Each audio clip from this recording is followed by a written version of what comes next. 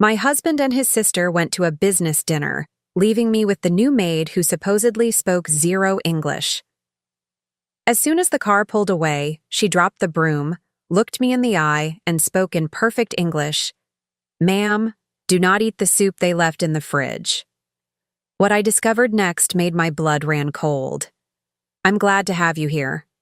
Follow my story until the end and comment the city you're watching from, so I can see how far my story has reached." The grandfather clock in our foyer chimed 7 times as I watched Conrad adjust his tie in the hallway mirror. 35 years of marriage, and I still felt that familiar flutter when he dressed for important occasions. Tonight was no different. He looked distinguished in his navy suit, silver hair perfectly combed, the picture of success that had first attracted me all those years ago. "The reservation is at 8:30, he said without looking at me, his voice carrying that businesslike tone he'd adopted more frequently lately. "Bridget is already in the car." I nodded, smoothing down my silk blouse. These business dinners had become routine over the past few months. Conrad's import company was expanding, he'd explained, and his sister Bridget had become an invaluable partner. I rarely questioned the details anymore. Financial matters had always been Conrad's domain, and at 61, I'd grown comfortable letting him handle such complexities. Through the window, I could see Bridget's silhouette in the passenger seat of Conrad's Mercedes. Even from a distance, I could sense her impatience in the way she checked her watch. My sister-in-law had never been particularly warm toward me, but lately, her cold efficiency felt more pronounced. She spoke to me in clipped sentences, always seeming to calculate something behind her pale blue eyes. "Don't wait up," Conrad added, slipping his phone into his jacket pocket. "These discussions tend to run late." "Of course." The words came automatically. I'd been saying them for months now, these mysterious business dinners that excluded me entirely. Part of me wondered why I was never invited, but asking felt petty. Conrad worked so hard to provide for us, to maintain the beautiful life we'd built in our Magnolia Drive mansion. The front door closed with a soft click, followed by the purr of the Mercedes engine fading into the distance. Suddenly, our sprawling home felt enormous and empty. The tick-tock of the grandfather clock seemed louder now, echoing through rooms filled with antique furniture and family photographs spanning decades of what I'd believed was a happy marriage. I made my way to the kitchen, thinking I might prepare some tea before settling in with a book. The Italian marble countertops gleamed under the pendant lights, and everything was in its proper place, exactly how our housekeeper Jessa had left it before retiring to her quarters above the garage. Jessa had been with us for only 2 months, but she'd proven invaluable. A quiet woman in her 40s with kind dark eyes and calloused hands that spoke of hard work. She'd come highly recommended by an agency Bridget had suggested. Her English was practically non-existent, or so we'd believed, but she communicated through gestures, and her work spoke volumes. The house had never been cleaner. Meals appeared as if by magic, and she moved through our home like a gentle ghost, never intrusive, always helpful. I was reaching for the kettle when I heard footsteps in the hallway. Jessa appeared in the kitchen doorway, still wearing her simple gray uniform, her dark hair pulled back in its usual neat bun. She carried a dust cloth, though I noticed she wasn't actually cleaning anything. "Buenas noches, señora," she said softly, then paused, glancing toward the front windows where the driveway lay empty. I smiled at her. "Good evening, Jessa. You can rest now. They've gone to their dinner." She nodded, but instead of leaving, she remained in the doorway, shifting her weight from foot to foot. Something in her posture seemed different tonight, less submissive, more alert. Her eyes kept darting to the windows, as if ensuring we were truly alone. Then she did something that made my blood turn cold. She set down her dust cloth on the kitchen island, looked directly into my eyes, and spoke in perfect, unaccented English. "Ma'am, do not eat the soup they left in the refrigerator." The kettle slipped from my hands, clattering against the marble countertop.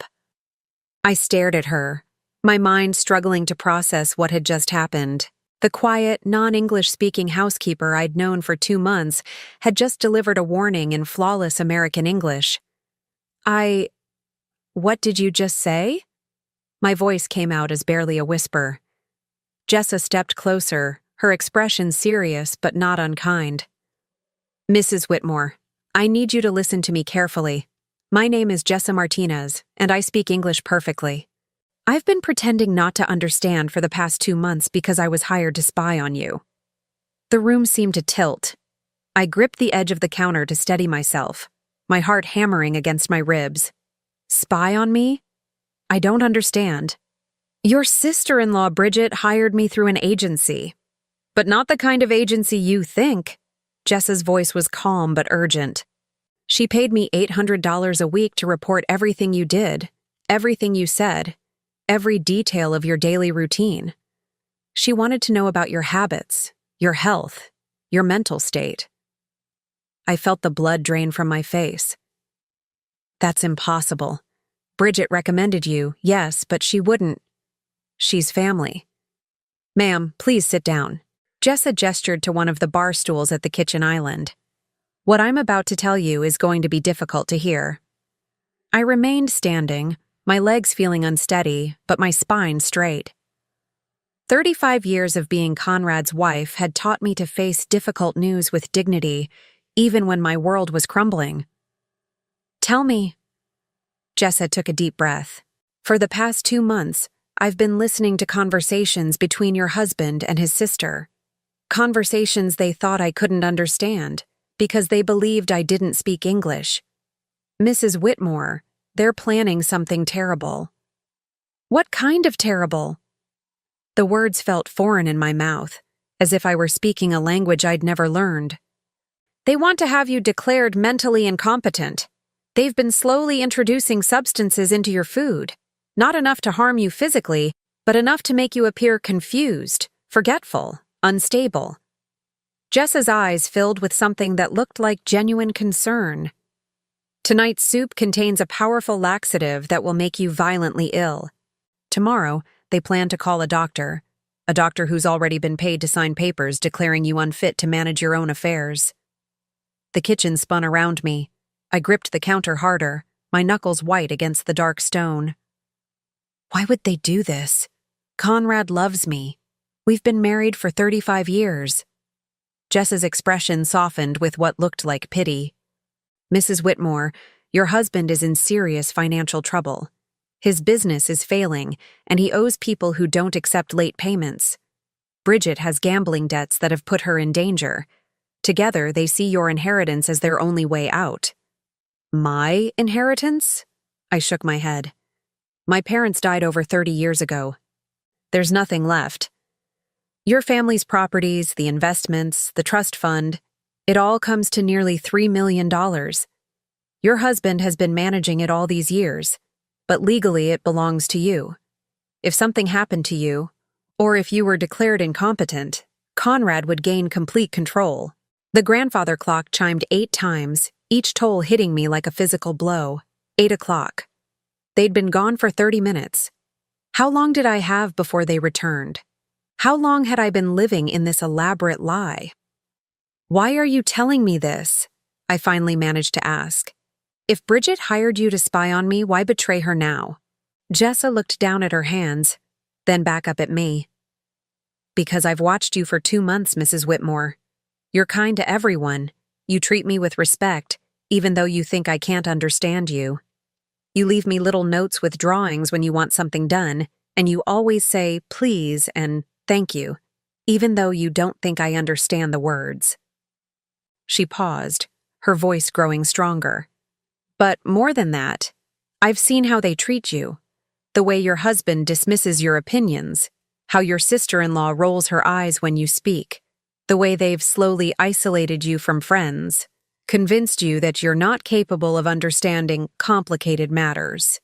What they're doing isn't just about money, it's about power, and I won't be part of destroying a good person. I stood there in my beautiful kitchen, surrounded by the life I'd thought was perfect, and realized that everything I believed about my marriage, my family, my very existence had been a carefully constructed lie. The soup in the refrigerator, which I'd planned to heat up for a late dinner, suddenly seemed like a weapon pointed at my heart. What do I do? The question came out broken, desperate. Jessa stepped closer, her voice dropping to an urgent whisper. First, we make sure that soup gets disposed of where they'll never know it wasn't consumed. Second, we start documenting everything. And third, Mrs. Whitmore, you need to understand that this is just the beginning. What I've told you tonight is only part of what they've been planning. The sound of gravel crunching in the driveway made us both freeze. Car headlights swept across the kitchen windows. They're back, Jessa whispered, immediately switching back to her subservient posture. Act normal. Don't let them suspect anything has changed. As I heard the familiar sound of Conrad's key in the front door, I realized that my entire life had just shifted on its axis. The man I'd loved and trusted for 35 years, the sister-in-law I'd tolerated and tried to please, they weren't just strangers, they were my enemies. How was the restaurant? I asked Conrad as he hung his coat in the hallway closet, my voice surprisingly steady considering my hands were trembling beneath the kitchen island where he couldn't see them. Fine, he replied without elaboration, loosening his tie. Productive meeting. You should get some rest, Antoinette. You look tired. Bridget swept past him into the living room, her heels clicking against the marble floor. Long day tomorrow, she added over her shoulder. Conrad mentioned you might want to see Dr. Harrison about those memory issues we discussed. Memory issues? My heart skipped a beat. I hadn't mentioned any memory problems to either of them. I'm feeling fine, actually. Of course you are, dear. Conrad's tone was patronizing in a way I'd never noticed before, or perhaps I'd simply accepted it as normal. But prevention is better than cure, don't you think? They exchanged a look that lasted just a fraction too long. In the past, I would have dismissed it as sibling communication. Now, it felt loaded with meaning I was only beginning to understand. I think I'll have some of that mushroom soup before bed, Conrad said, heading toward the kitchen. Long day tomorrow, and I need something settling for my stomach. Actually, I said quickly, I finished it earlier. I was hungrier than I thought. Another look passed between them, this one sharper. Bridget's perfectly manicured eyebrows drew together in the faintest frown. All of it? Conrad asked. There was nearly a full container. I heated it twice. You know how I am when I'm nervous about being alone. I forced a laugh that sounded hollow even to my ears. I suppose I'll feel it tomorrow. Conrad's expression relaxed into what I now recognized as satisfaction. Well, make sure you stay hydrated. Food poisoning can be quite dehydrating. Food poisoning. The casual way he said it made my stomach turn. They were expecting me to be violently ill tomorrow, had probably already scheduled the doctor's visit around my anticipated suffering. I think I'll turn in now, I said, moving toward the stairs. Good night. Good night, dear, Conrad called after me, his voice warm with what I now understood was anticipation. I made it to my bedroom and closed the door before my legs gave out. I sank onto the edge of my bed, still wearing the silk blouse and pearls I'd put on hours ago when my biggest concern was whether Conrad would notice I'd had my hair done. Now those worries seemed laughably trivial compared to the realization that my husband and sister-in-law were actively plotting against me.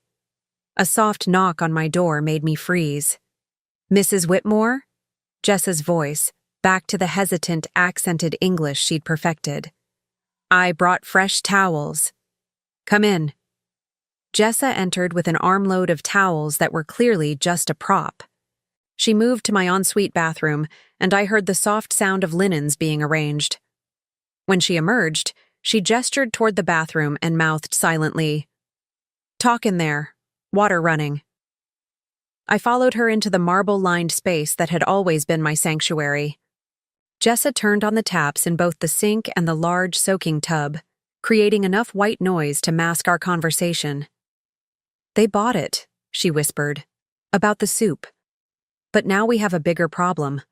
I heard them talking after they came back." "What did they say?" "They've moved up their timeline. Dr. Harrison, The doctor they've bribed. He's coming here tomorrow afternoon.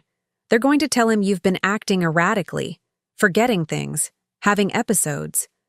When he examines you and you're not sick from the soup they expected, they'll claim you're having a lucid interval but that your condition is degenerative. I gripped the edge of the marble sink. Can they really do that? Have me declared incompetent based on one doctor's opinion? With the right documentation, yes. And Mrs. Whitmore, they have documentation. Bridget has been forging medical records for months. She has a friend who works at a medical records company, someone with gambling debts who needed money. They've created an entire fictional medical history for you.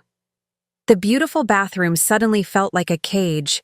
The mirrors reflected my pale face from multiple angles, showing me a woman who looked every one of her 61 years and more. Had I really been so blind to what was happening around me? There's something else, Jessa continued, her voice dropping even lower. About why Bridget hired me specifically. What do you mean? I wasn't chosen at random from an agency. Bridget sought me out because of my background. Before I became a housekeeper, I worked for a private investigation firm. I know how to install surveillance equipment, how to copy documents, how to gather evidence without being detected. My knees went weak. Surveillance equipment? In my own home? Small cameras in the common areas, listening devices in your bedroom and study. They've been recording you for weeks, waiting for moments they could take out of context to use against you. A stumble when you got up too fast becomes evidence of neurological problems. Forgetting where you put your reading glasses becomes proof of memory loss. The violation felt worse than anything I'd experienced. Not just the loss of privacy, but the calculating cruelty of it. They'd been watching me like a specimen, cataloging my human moments to use as weapons. But if you know how to do these things, I said slowly, does that mean you can undo them? Yes. And more than that, Mrs. Whitmore, I can turn their own system against them. They hired someone with the skills to destroy you, but those same skills can save you. Hope flickered in my chest for the first time since this nightmare began. What do you mean? Jessa pulled a small device from her pocket, something that looked like a phone charger but felt different when she placed it in my palm. This is a recording device, military grade, undetectable. While they've been recording you, I've been recording them. Every conversation, every phone call, every moment when they thought they were safe. You've been recording everything? For 6 weeks now. I have Bridget admitting to forging medical records, Conrad discussing how to access your bank accounts, both of them planning exactly how to have you institutionalized. I have phone calls with the corrupt doctor, conversations with the medical records forger, even arguments about how to split your inheritance once they have control. The water continued running, a steady white noise that felt like the only stable thing in my shifting world. Why didn't you tell me sooner? Because I needed enough evidence to be absolutely certain we could stop them completely. 1 or 2 recordings could be dismissed or explained away. But what I have now... Jessa's eyes hardened with determination. What I have now will destroy them. What do they think you're reporting to Bridget? Exactly what they want to hear. That you're declining rapidly, becoming confused and forgetful. That you've been talking to yourself, leaving tasks half-finished, showing signs of paranoia and disorientation. I've been feeding them a fictional narrative about your mental deterioration while documenting their real conspiracy. I stared at this woman I'd thought I knew, realizing she'd been protecting me while I remained completely unaware of the danger. Jessa, I have to ask, what's your real motivation in all this? Why risk so much for someone you barely know? She was quiet for a long moment, the sound of running water filling the space between us. When she spoke, her voice carried a pain I hadn't heard before. Because 15 years ago, my mother went through exactly what they're planning for you. My stepfather and his daughter had her declared incompetent and institutionalized. She died in that place 18 months later, alone and branded as mentally ill. I was young and didn't understand the system well enough to stop it. I've carried that guilt every day since. The water blurred as tears filled my eyes. I'm so sorry. When Bridget approached me with this job, describing their plan, it was like watching my worst nightmare play out again. But this time, I have the skills and knowledge to fight back. This time, I can save someone. What happens next? Jessa turned off the taps, and the sudden silence felt profound. Tomorrow, when Dr. Harrison comes, you're going to give the performance of your life. You're going to appear exactly as confused and unstable as they claim you are. And while they think they're winning, we're going to spring our own trap. What kind of trap? The kind that will expose not just Conrad and Bridget, but the corrupt doctor and the medical records forger. A trap that will ensure they face serious criminal charges and can never hurt you or anyone else again. As we prepared to leave the bathroom, Jessa caught my arm gently. Mrs. Whitmore, I need you to understand something. What we're about to do will change everything. Your marriage, your family relationships, probably your entire life. Are you prepared for that? I thought about the 35 years I'd spent trusting Conrad, the careful way I'd tried to earn Bridget's approval, the quiet life I'd built around being a supportive wife to a man who saw me as nothing more than a bank account with a heartbeat. My life has already changed, I said quietly. Now I'm just going to take control of it. But as we stepped back into my bedroom, both of us returning to our practiced roles as lady of the house and subservient housekeeper, I couldn't shake the feeling that tomorrow would bring revelations even more shocking than tonight's discoveries. Because if Conrad and Bridget were willing to go this far, what other secrets had they been keeping? And how deep did this conspiracy really go? The next morning arrived with deceptive normalcy. Sunlight streamed through our bedroom's heavy curtains, casting familiar patterns across the Persian rug that had adorned our floor for over 2 decades. I'd barely slept, my mind racing with everything Jessa had revealed, but I forced myself to follow my usual routine. Conrad could not suspect that anything had changed. I found him in the breakfast nook, reading the Wall Street Journal while sipping his morning coffee. He looked up when I entered, and I caught something in his expression, a calculating assessment, as if he were taking my mental temperature. "Good morning, darling," he said, his tone carefully neutral. "How are you feeling?" "A bit tired," I replied, which was certainly true. My stomach was upset during the night. I think that soup didn't agree with me after all. His eyes sharpened with interest, though he tried to hide it behind concern. "Oh, that's unfortunate. Perhaps we should have Dr. Morrison take a look at you." Doctor. Morrison had been our family physician for 15 years, a kind man who actually cared about his patients. Not the corrupt Dr. Harrison they'd arranged to evaluate me this afternoon. "I'm sure it will pass," I said carefully. Bridget appeared in the doorway, already dressed in one of her expensive business suits. She'd been staying with us for the past 3 weeks, ostensibly while her house underwent renovation. Now I understood the real reason for her extended visit. She needed to be here to witness my supposed breakdown firsthand. "Any word from Dr. Harrison about this afternoon?" she asked Conrad, not bothering to lower her voice. The casualness with which she discussed my medical appointment without including me in the conversation was telling. "He'll be here at 3 o'clock, Conrad replied, then turned to me with false solicitude. "Darling, I've arranged for a specialist to examine you. Dr. Harrison comes highly recommended for cognitive assessments." The way he said cognitive assessments made my skin crawl. They weren't even pretending anymore that this was about my physical health.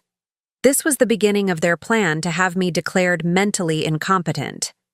"Is that really necessary?" I asked, allowing a note of confusion to enter my voice.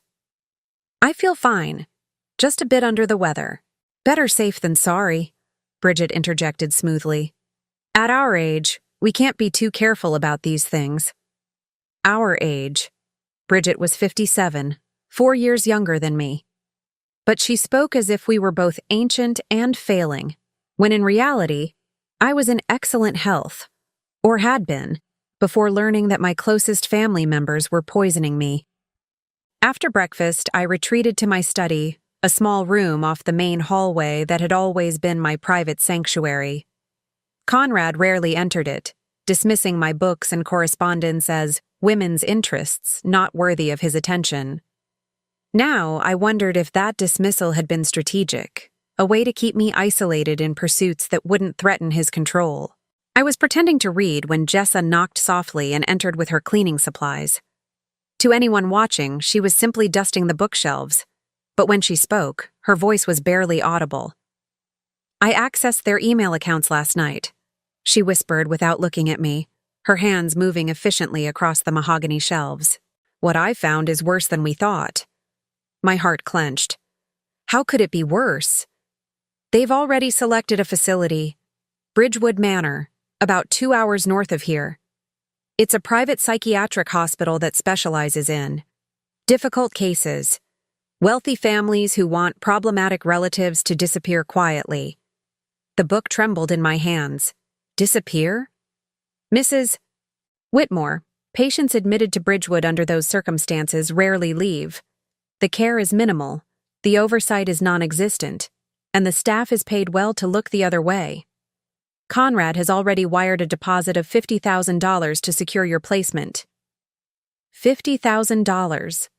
He'd spent more on my potential imprisonment than most people earned in a year, and he'd done it with money that was technically mine. The cruel irony wasn't lost on me. "There's more," Jessa continued, her voice growing even quieter. "I found correspondence with a lawyer about updating your will. Once you're declared incompetent, Conrad will have power of attorney. The first thing he plans to do is change your will to leave everything to him, with provisions for Bridget." I set the book down carefully, afraid I might snap it in half. "What about the recordings you've been making? Can we stop this?" "Yes, but we need them to incriminate themselves completely. Right now, we have conspiracy, fraud, and attempted abuse of an elderly person. But I want to catch them in the act of medical fraud and bribery. When Dr. Harrison arrives, I need you to do exactly as I say." "What do you want me to do?" Jessa moved to dust the lamp near my chair, bringing her closer so she could speak directly into my ear. "When he examines you, you're going to appear exactly as confused and disoriented as they claim you are. But you're also going to say specific things that will prove you're being coerced." "What kind of things?" "You're going to mention seeing people who aren't there, but you're going to describe them in ways that make it clear you're being coached. You're going to forget recent events, but remember old ones with suspicious clarity. Most importantly, you're going to ask Dr. Harrison questions that will force him to reveal he's been briefed about your case before examining you." The plan was risky, but I could see the logic. If we could prove that Dr. Harrison had predetermined his diagnosis, we could expose the entire conspiracy. What if he's more careful than that? Then we have backup plans. I've installed micro cameras in this room and the living room where he'll conduct his examination. Everything will be recorded. And Mrs. Whitmore. She paused in her dusting, meeting my eyes for just a moment. "I've also contacted a real doctor, Dr. Sarah Chen, a neurologist who owes me a favor. She's agreed to conduct an independent evaluation of you tomorrow, assuming we can prevent today's planned abduction." Abduction. The word hit me like a physical blow. That's what this was, a planned kidnapping using medical authority as cover. If their plan succeeded, I would be forcibly committed to an institution where I might never be seen again. "How long have they been planning this?" I asked. "Based on the emails I found, at least 6 months. It started when Conrad's business began failing more seriously. Bridget approached him with the idea after she lost her house to gambling debts. They see you as their retirement plan." The door to my study opened suddenly, making us both freeze. Conrad appeared in the doorway, his expression pleasant, but his eyes watchful. "Everything all right in here?" he asked. I thought I heard voices. "Just reading aloud to myself," I said, forcing a smile. "You know how I sometimes do that when I'm trying to concentrate." He nodded, but his gaze lingered on Jessa, who had immediately resumed her dusting with the practiced efficiency of someone who'd perfected the art of invisibility. "Dr. Harrison will be here in a few hours," Conrad said. "Why don't you rest before then? I want you to be at your best for the examination." "At my best," meaning at my most confused and vulnerable. "Of course, dear." After Conrad left, Jessa and I remained silent for several minutes, both of us acutely aware of how close we'd come to discovery. When she finally spoke, her voice carried a new urgency. "Mrs. Whitmore, there's something else you need to know about the timing of all this." "What do you mean?" "Your family's trust fund, the one your parents established, it has a specific provision. If you're declared mentally incompetent, the funds remain in trust but can be managed by your legal guardian. But if you die while competent, everything goes to Conrad as your husband. If you die after being declared incompetent, the money reverts to distant relatives your parents named as backup beneficiaries." The implications made me feel sick. So they need me alive but incapacitated. For now. But Mrs. Whitmore, institutions like Bridgewood, accidents happen. Patients with dementia wander off, have falls, develop sudden medical complications. Once you're committed, your life expectancy becomes negotiable. I gripped the arms of my chair, the reality of my situation finally hitting me completely. This wasn't just about money or control. This was about my survival. Conrad and Bridget weren't just planning to steal my inheritance. They were planning to eliminate me entirely, just slowly enough to avoid suspicion. "We have to stop them today," I said, my voice steadier than I felt. "Whatever it takes." "We will," Jessa promised. "But Mrs. Whitmore, when this is over, when they're exposed and facing criminal charges, your entire life will change. Are you prepared to lose everything you've known for the past 35 years? I looked around my study, at the books I'd collected, the photographs of what I'd believed was a happy marriage, the comfortable life I'd built on what I now knew was a foundation of lies. Then I thought about the alternative, disappearing into an institution where I'd be at the mercy of people who saw me as nothing more than a profitable problem to manage. "I've already lost everything," I said quietly. "Now I'm just going to make sure they pay for taking it." As if summoned by my words, the grandfather clock in the foyer began to chime noon. 3 hours until Dr. Harrison arrived. 3 hours to prepare for what might be the most important performance of my life.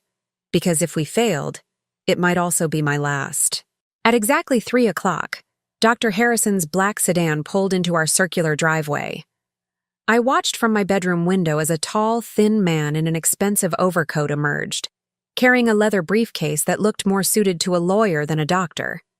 Even from a distance, something about his demeanor struck me as predatory rather than professional. Conrad greeted him at the front door with the enthusiasm of a man welcoming an old friend, rather than meeting a medical specialist for the first time. Their conversation was animated, punctuated by gestures toward the house's interior and what looked suspiciously like an exchange of documents before they even stepped inside. I made my way downstairs slowly, deliberately appearing more frail than I felt. Jessa had coached me on the subtle signs of cognitive decline that would seem authentic to a casual observer, but obvious as performance to anyone looking closely. The goal was to give Dr. Harrison enough evidence to support his predetermined diagnosis, while creating a record that would later prove the examination was fraudulent. "Antoinette, dear," Conrad called as I entered the living room. "This is Dr. Harrison. He's here to conduct that evaluation we discussed." Dr. Harrison rose from the sofa, extending a manicured hand. He was younger than I'd expected, perhaps 50, with prematurely gray hair and sharp blue eyes that seemed to catalog everything they saw. "Mrs. Whitmore, it's a pleasure to meet you. Your husband has told me so much about you." Already a red flag. A legitimate doctor conducting an independent evaluation wouldn't have discussed my case in detail with my husband beforehand. "Have we met before?" I asked, allowing confusion to color my voice. "You look familiar." "No, Mrs. Whitmore, this is our first meeting," Dr. Harrison replied smoothly. but I caught the quick glance he exchanged with Conrad. Perhaps you're thinking of someone else. Bridget appeared from the kitchen carrying a tea service with the efficiency of a hostess rather than the concern of a family member worried about my health. I thought you might like some refreshment before the examination, she said, setting the tray on the coffee table. I noticed that she'd prepared 4 cups, an interesting choice if this were truly a medical appointment. It suggested that both she and Conrad planned to be present throughout the evaluation, which would be highly unusual for a legitimate psychiatric assessment. Mrs. Whitmore, Dr. Harrison began, pulling out a tablet and stylus. I'd like to start with some simple questions to assess your current cognitive function. Are you comfortable with your husband and sister-in-law present, or would you prefer privacy?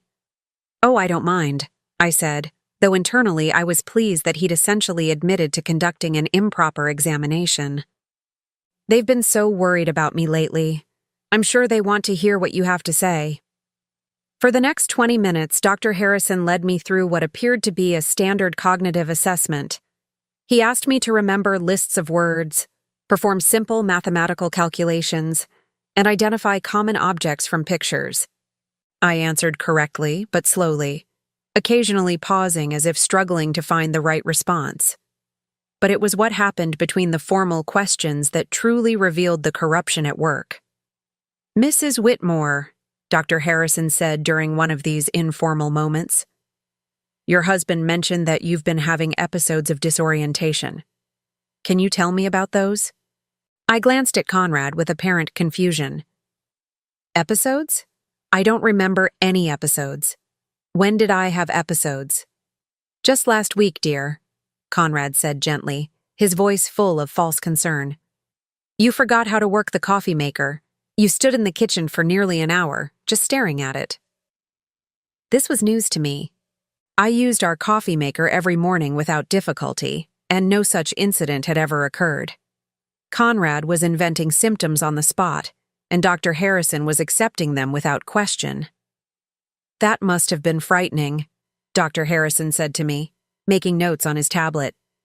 Do you remember feeling confused about familiar objects? Sometimes, I said hesitantly, following Jessa's coaching to appear cooperative but uncertain. But I thought that was normal.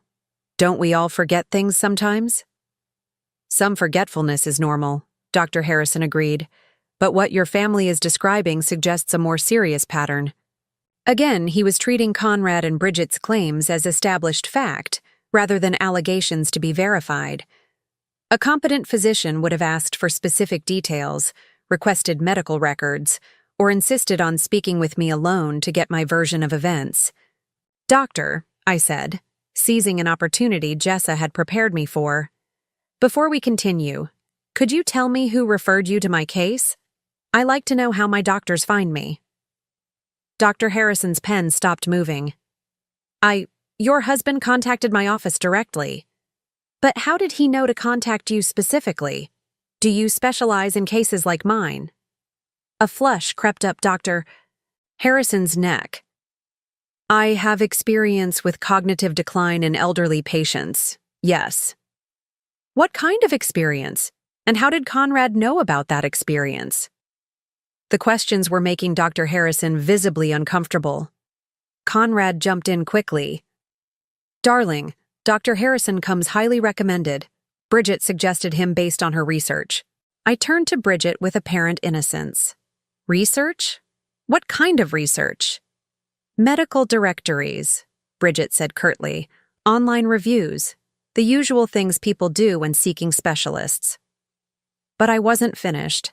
Jessa had prepared me for this moment. Doctor, before you examine me further, could you tell me about your assessment criteria? I'd like to understand what you're looking for.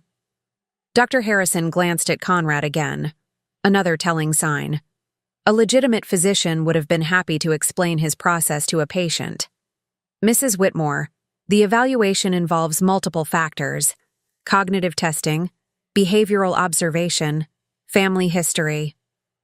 Family history is important, I agreed. What specific family history are you working with? Because I should mention that my parents both lived well into their 80s with no cognitive decline. My grandmother was mentally sharp until she died at 93. This was true, and it directly contradicted any genetic predisposition to early dementia that they might try to claim. Dr. Harrison made more notes, but I could see him struggling to fit my actual family history into whatever narrative Conrad and Bridget had provided. Sometimes these conditions can appear without genetic predisposition, he said finally. Of course, I replied. But in those cases, wouldn't you want to rule out other causes first? Environmental factors, medication interactions, depression, vitamin deficiencies? There are so many reversible causes of cognitive symptoms. Dr. Harrison's discomfort was now obvious. A patient questioning his thoroughness shouldn't have rattled a competent physician, but his predetermined conclusions were being challenged by inconvenient facts. Conrad intervened again. Darling, let's let the doctor complete his examination. We don't want to take up too much of his valuable time. The phrase valuable time struck me as significant. It suggested a financial arrangement rather than a professional consultation. I filed that observation away for later. Of course, I said. But doctor, one more question.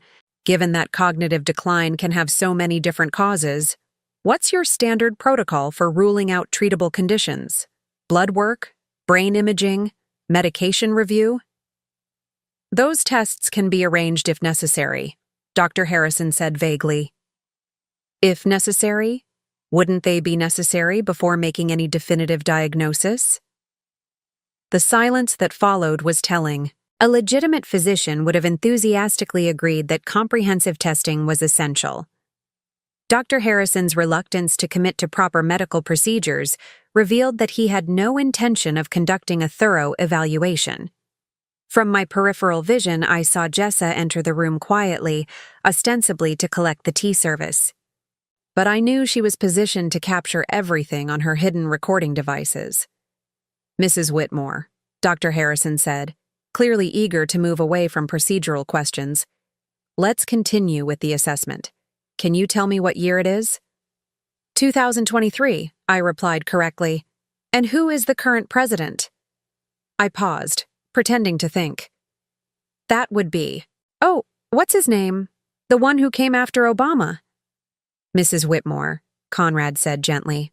Obama left office several years ago. We've had 2 presidents since then. I blinked in apparent confusion. 2? That can't be right. I remember Obama was president just. This was pure theater, but Dr. Harrison seized on it immediately, making vigorous notes. A real physician might have explored whether I was thinking of a different time frame or confused about something specific. Dr. Harrison simply recorded my response as evidence of cognitive decline. Mrs. Whitmore, he continued, can you tell me about your daily routine? Do you manage your own medications, handle your finances, drive a car? Conrad helps me with all of that, I said, which was unfortunately true. Over the years, he had gradually assumed control of every aspect of our lives. He's so much better with numbers and details. And that's been going on for how long? I pretended to think. Oh, years and years. Conrad has always been the smart one in our family. Dr. Harrison nodded approvingly, as if my husband's financial control was evidence of my incapacity rather than a potential red flag for financial abuse. As the examination continued, I began to understand the full scope of the conspiracy. This wasn't just about forging a few documents or bribing one doctor. They had created an entire false narrative about my mental state, complete with fabricated incidents, misrepresented family dynamics, and a predetermined conclusion that would justify my immediate institutionalization.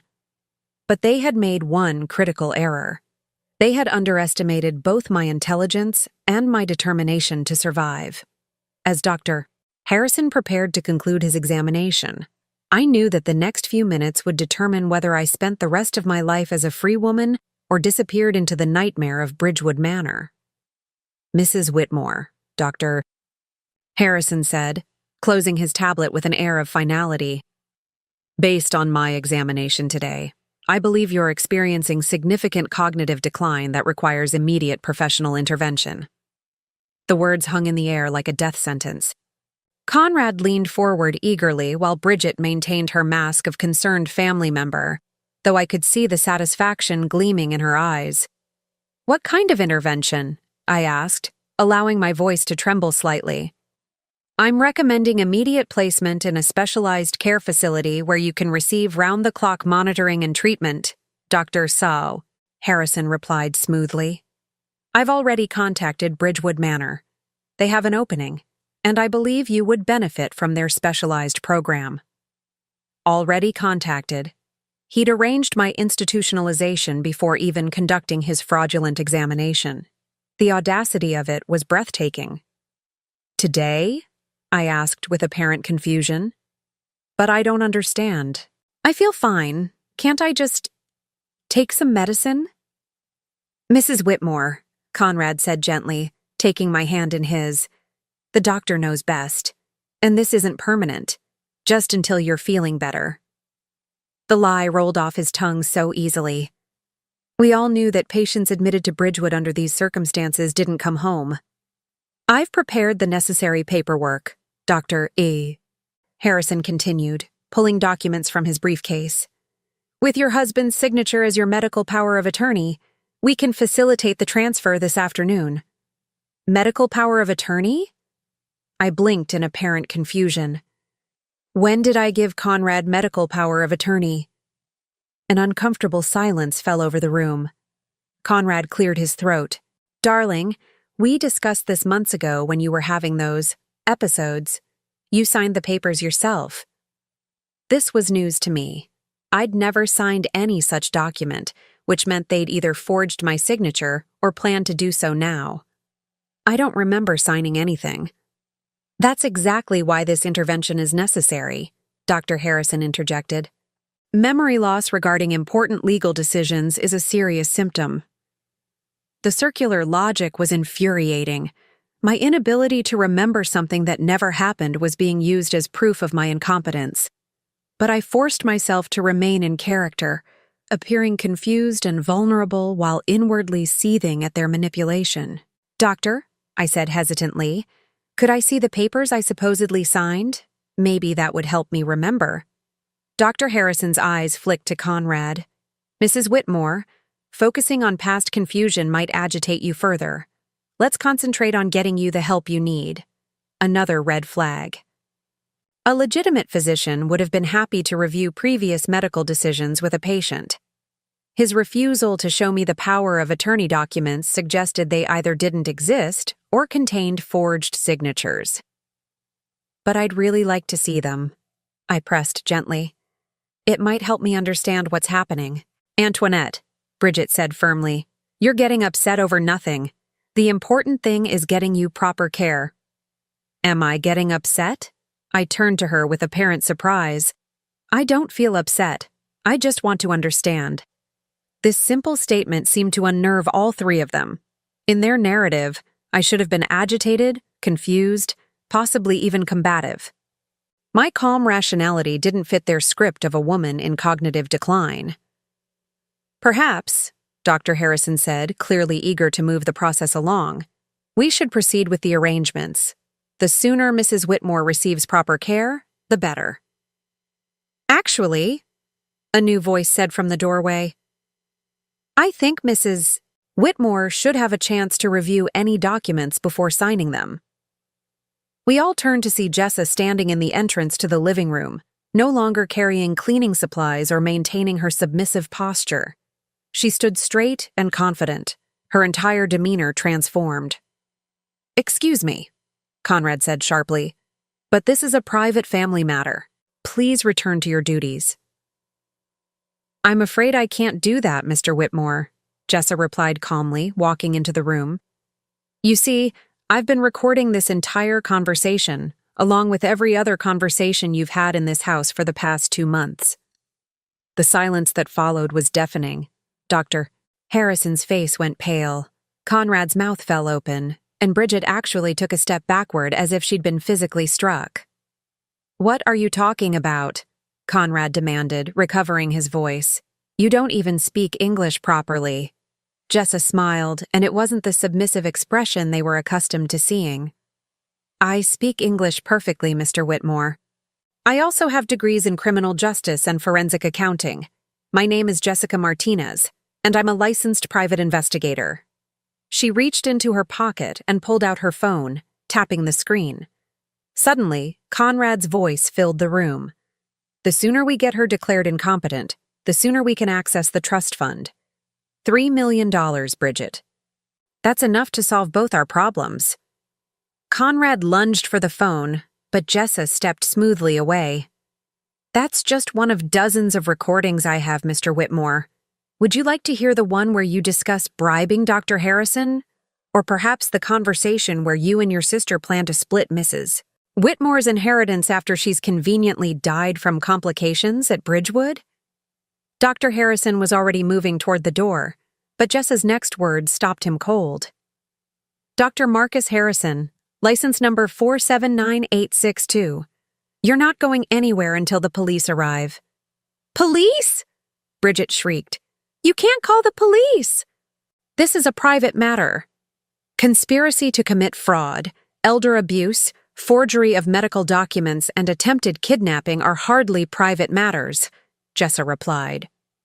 Oh, and Dr. Harrison? I should mention that I've already forwarded copies of all my recordings to the State Medical Board. Your license to practice medicine will be revoked by the end of the week. Dr. Harrison's face had gone from pale to gray. This is entrapment. You can't use recordings made without consent. Actually, I can, Jessa cut him off. California is a one-party consent state, and Mrs. Whitmore gave me permission to record conversations in her own home. Everything I've captured is perfectly admissible in court. I stood up slowly, shedding the last vestiges of my confused, vulnerable act. Surprise, I said to Conrad and Bridget, my voice steady and clear. I've been recording you too. I reached into my blouse and pulled out the small recording device Jessa had given me. Every conversation, every medical consultation, every moment when you thought you were safe to plan my destruction, it's all here. Conrad's face cycled through several emotions: shock, rage, fear, and finally, something that looked like grudging respect. You knew, he said quietly. All along, you knew. I knew you were stealing from me, I replied. I knew you were lying to me. I knew you'd been poisoning me with sedatives disguised as vitamins. But I didn't know you were planning to have me murdered in a psychiatric facility until yesterday. Murdered? Bridget laughed shrilly. Don't be dramatic, Antoinette. We were trying to get you help. Help? I turned to face her fully. Bridget, I have recordings of you discussing how long it typically takes for patients to die at Bridgewood Manor. You researched the average life expectancy and calculated how long you'd have to wait for my death to appear natural. The look of pure hatred that crossed her face was more honest than any expression I'd seen from her in years. You have no idea what you've done, Conrad said, his voice low and dangerous. You think you can just destroy our family? Ruin our lives? Our family? I laughed, and there was no humor in it. Conrad, you stopped being my family the moment you decided I was worth more dead than alive. You're criminals, and criminals face consequences. The sound of sirens in the distance made Dr. Harrison bolt for the door, but Jessa was ready for him. She stepped into his path, and when he tried to push past her, she grabbed his wrist and twisted it behind his back with professional efficiency. I told you, she said calmly as he writhed in her grip. You're not going anywhere. 3 police cars pulled into our driveway, followed by an ambulance and what looked like a detective's unmarked sedan. Through the front windows, I could see officers approaching the house with purposeful strides. Mrs. Whitmore, the lead officer said as Jessa opened the door. I'm Detective Rodriguez. We received a report of elder abuse and medical fraud in progress. That would be correct, I replied, my voice remarkably steady for someone whose entire life had just been turned upside down. I believe you'll want to speak with Dr. Harrison first. He's been attempting to have me falsely committed to a psychiatric facility." As the officers began reading rights and placing handcuffs, I watched 35 years of marriage dissolve before my eyes. Conrad kept looking at me as if he couldn't quite believe I'd outsmarted him. Bridget was crying, not from remorse, but from fury at being caught. "This isn't over," Conrad said as the officers led him toward the door. "You'll regret this, Antoinette. Without me, you have nothing." I met his eyes one last time. "Conrad, I have something you never understood the value of. I have my dignity, I have my freedom, and now I have justice." As the police cars disappeared down Magnolia Drive with my husband, sister-in-law, and the corrupt doctor in custody, I stood in my foyer next to the woman who had saved my life. The grandfather clock chimed 5 times, marking the end of one chapter of my existence and the beginning of another. "What happens now?" I asked Jessa. "Now," she said, her professional demeanor softening into something that looked like genuine friendship. "You get to decide who Antoinette Whitmore really is when she's free to make her own choices." 6 months later, I stood in the same living room where Dr. Harrison had tried to destroy my life. But everything had changed. The heavy velvet curtains that Conrad had insisted on were gone, replaced by airy white linens that let the California sunshine flood every corner. The oppressive antique furniture had been donated to charity, replaced by comfortable pieces I'd chosen myself. The first furniture purchases I'd made in over 3 decades. The transformation of my home mirrored the transformation of my life. "Mrs. Whitmore," my lawyer, Sarah Chen, said as she set down her briefcase on the glass coffee table I'd selected specifically because it was nothing like the heavy mahogany Conrad preferred. "I have the final sentencing reports." I settled into my new favorite armchair, a soft blue piece that faced the windows instead of the television Conrad had always controlled. Jessa, or Jessica as I now called her, sat nearby, no longer my employee but my business partner and closest friend.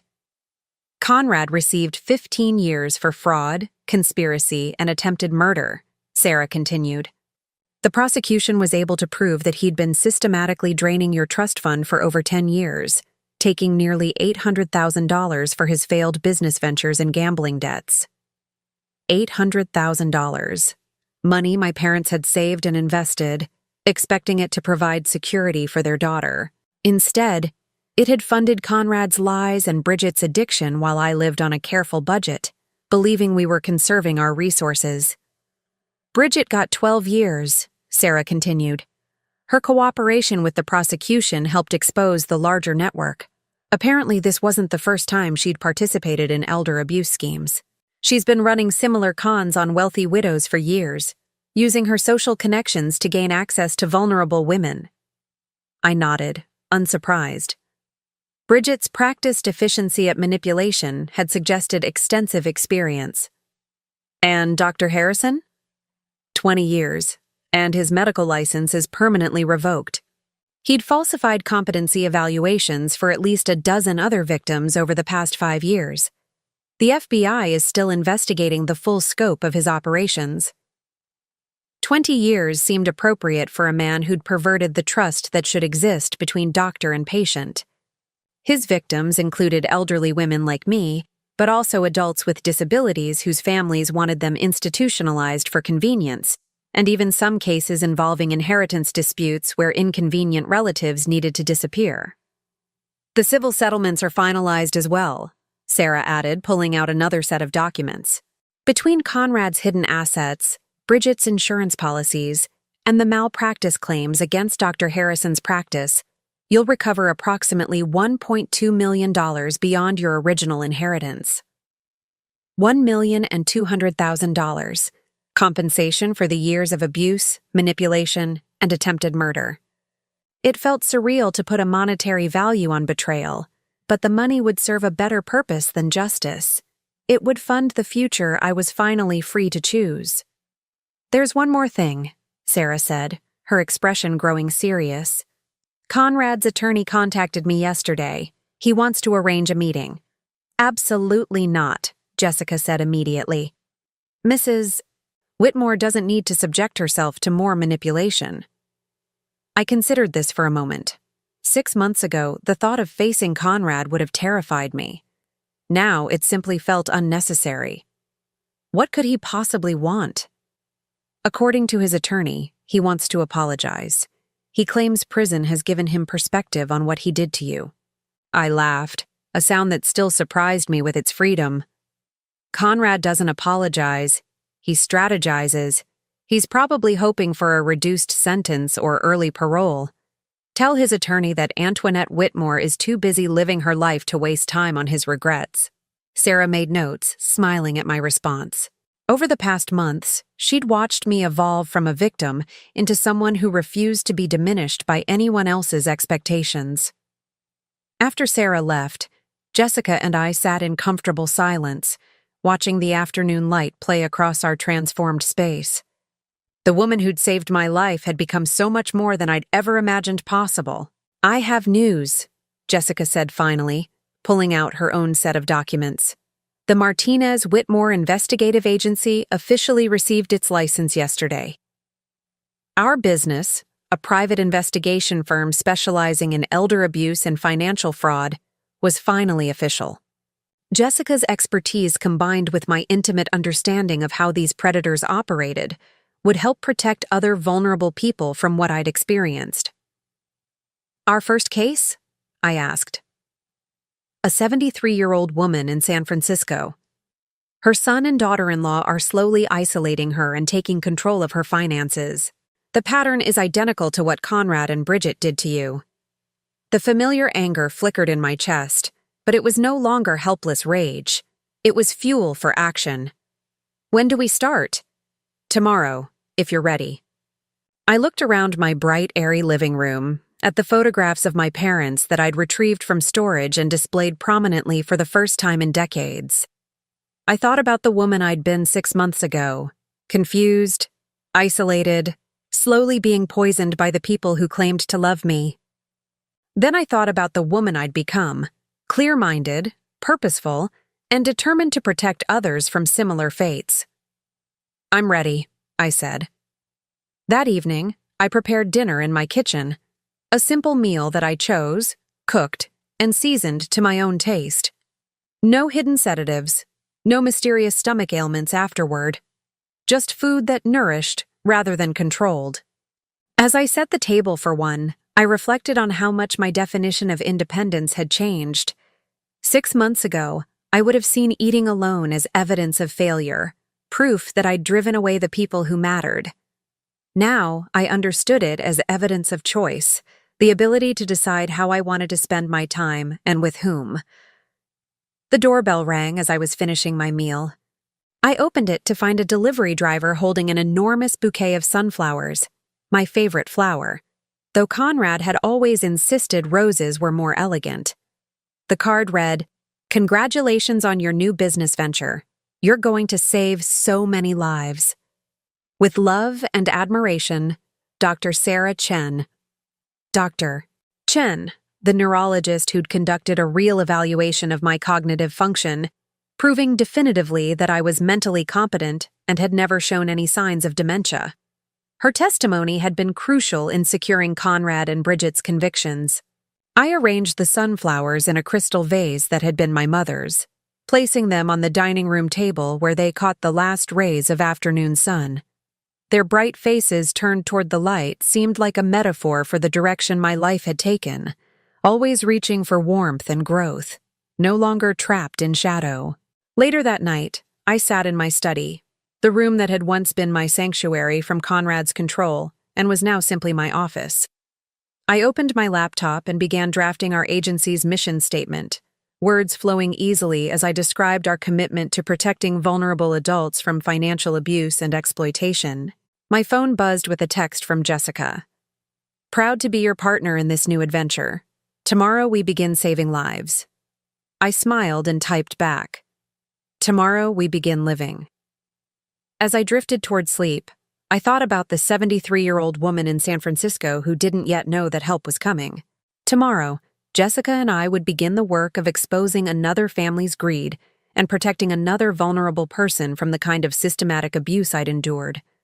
The cycle would end with us, one case at a time, one saved life at a time. Now, I'm curious about you who listened to my story. What would you do if you were in my place?